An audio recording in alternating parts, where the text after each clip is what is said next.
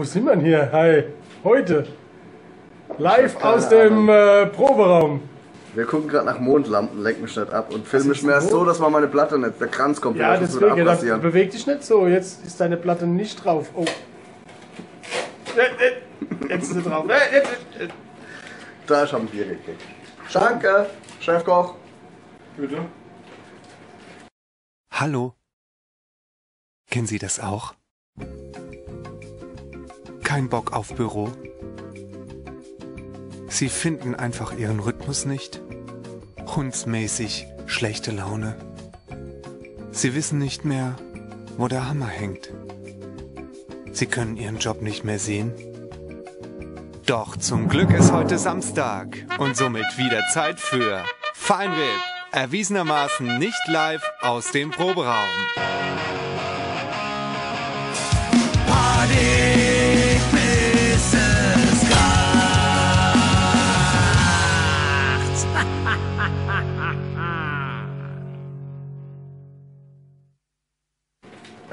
Ganz ehrlich, wir werden immer fauler. Wir werden immer fauler.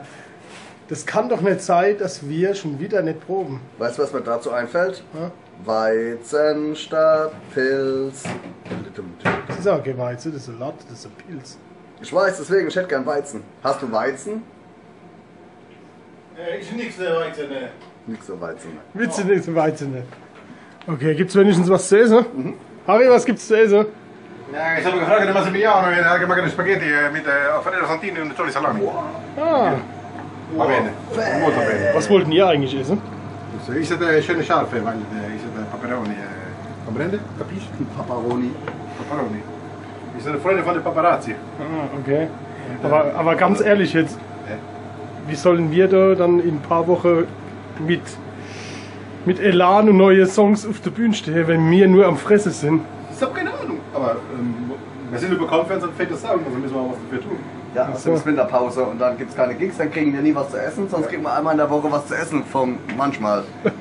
wenn ich den Rider schreibe, gibt es auch was zu essen bei Konzerten. Aber... 2 Kilo Nudeln für 5 Euro. Pass auf, jetzt. Und verschrocken, hä? So groß ist er jetzt gerade. Zack, ab ist er. Zack. Pass auf. Was wir hier machen, der Monchak fragt, was wir hier machen. Eigentlich ist es hier ein Kreis, der Hexenkreis. Vor allem schänden wir Weingläser. Wir schänden Alex Weingläser. macht das nicht, wenn es der wenn es der Harry sieht. Hör auf. Das darfst du nicht. Moment, extra Harry, ja, Schaum. bleib ruhig noch kurz in der Küche. Es ist alles okay. Weingläserschändung. Boah, das ist so wie nennt man das? Du bist ja du. Du warst die ganze Zeit nicht, du. Hast mich noch gar nicht gesehen, gell? Doch, wir haben es klingen gehört. Also du bist jetzt so reingehupst in das Ganze. Ja, ja. Wie man das nennt? Dorscht. Ja. Dorscht. Einfach nur Dorscht und Verzweiflung, weil es keinen Wein gibt. Früher hieß es Satanismus oder so.